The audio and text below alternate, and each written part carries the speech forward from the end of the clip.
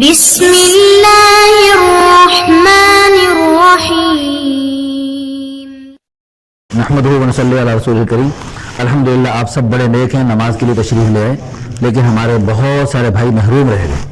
اس کی ہم سب نے مل جل کے فکر کرنی ہے۔ صرف حضرت قاری صاحب کی ذمہ داری نہیں، حاجی صاحب کی ذمہ داری نہیں، سب کی ذمہ داری ہے۔ حق نے کر ڈالی ہیں دوہری خدمتیں تیرے سپرد، خود تڑپنا ہی نہیں اوروں کو تڑپانا بھی۔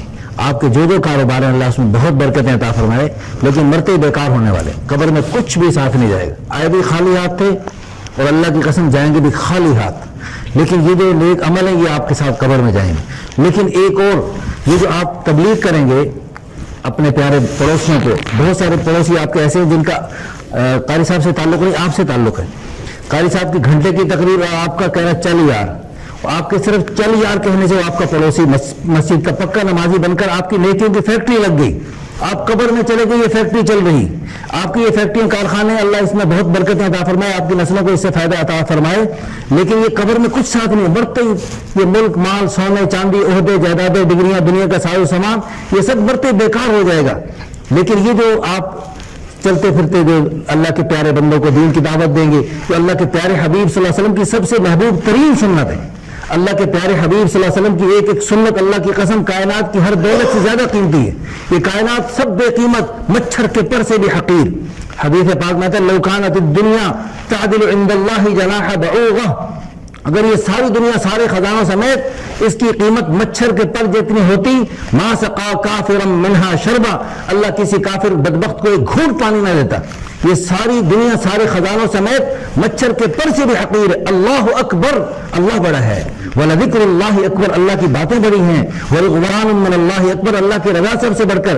اور یہ ساری کائنات بے قیمت بے حیثیت، اللہ کے پیارے حبیب صلی اللہ علیہ وسلم کی ذات بڑی قیمت والی، تو ہم کائنات کی چیزوں کو جتنا مرضی جمع کر لیں، ہماری اللہ کے ہاں کوئی قیمت نہیں بنے گی۔ ہماری جو قیمت بنے گی اللہ کے ہاں، اللہ کے پیارے حبیب صلی اللہ علیہ وسلم کی پیاری پیاری سنتوں کو اپنانے سے قیمت بنے گی۔ تو حضور صلی اللہ علیہ وسلم کی ہر سنت بڑی قیمتی، لیکن حضور کی ایک سنت سب سے زیادہ قیمتی وہ ہے دعوت و تبلیغ۔